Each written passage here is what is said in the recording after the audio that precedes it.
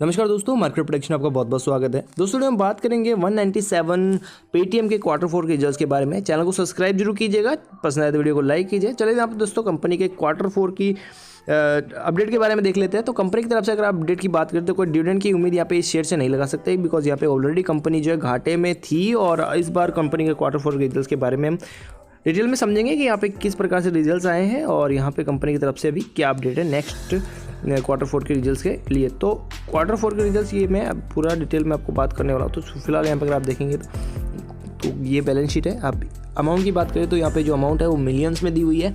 Income की बात करने वाले पिछले साल से इस साल कितना डिफरेंस आया है, तो बात करें पिछले साल जो कंपनी का टोटल इनकम था, हम करोड़ में बात करने वाले हैं। तो 2398 करोड़ पिछले साल का इनकम था और इस साल कंपनी का इनकम कम होकर हो गया है 2135 करोड़। इस हिसाब से ईयर टू ईयर कंपनी का जो इनकम है वो गिरता हुआ देखने को मिल रहा है। और क्वार्टर टू क्वार्टर की बात करें तो क्वार्टर टू क्वार्टर कंपनी का जो इनकम है वो बढ़ते हुए देखने को मिल रहा है। सो कोई ज़्यादा बड़ी बात नहीं है, प्रॉफिट हमारे लिए ज़्यादा मायने रखता है और सिमिलर ही है। ऑलरेडी इनकम जो है ज़्यादा कुछ फ़र्क नहीं पड़ता है, क्वार्टर टू क्वार्टर भी कोई ज़्यादा बड़ी नहीं है और ईयर टू ईयर भी ज़्यादा कोई घटी नहीं है। सो अभी देखते हैं कंपनी के इन टोटल टैक्स के बारे में, तो कंपनी के टोटल इनकम एक्सपेंसेस के बारे में। तो यहाँ पे अगर आप देखें पिछले साल कंपनी का 2691 करोड़ के एक्सपेंसेस थे। इस बार कंपनी ने एक्सपेंसेस में लगाम लगाई है, 2154 करोड़ के एक्सपेंसेस है। और इससे पिछले क्वार्टर की बात करें तो कंपनी के 2219 करोड़ के एक्सपेंसेस थे। इस हिसाब से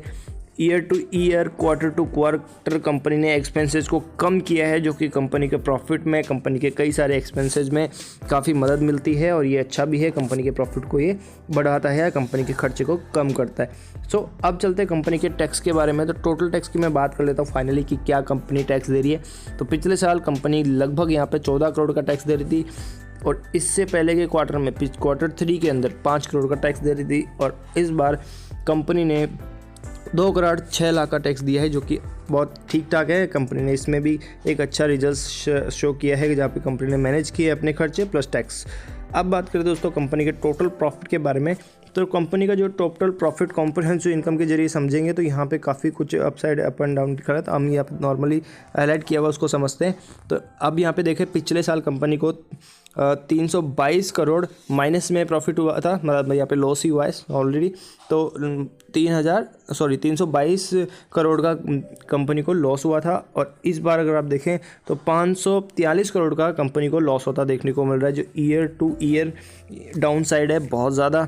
और क्वार्टर टू क्वार्टर बात करें पिछले क्वार्टर में यहाँ पे कंपनी को 1889 करोड़ का यहाँ पे 188 करोड़ का यहाँ पे कंपनी को फ़ायदा हुआ था। तो पिछले Q3 के अंदर कंपनी प्रॉफिट में थी, लेकिन अगर मैं फाइनली यहाँ पे और कॉम्प्रिहेंसिव इनकम के जरिए समझूं तो ऑलमोस्ट यहाँ पे ये प्लस में ही है 188 करोड़।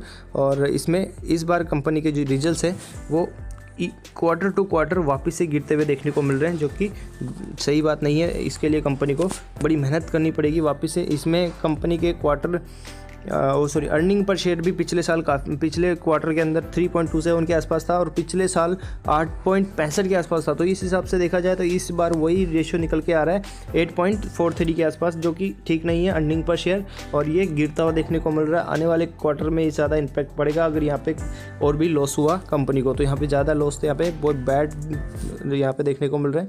तो चैनल को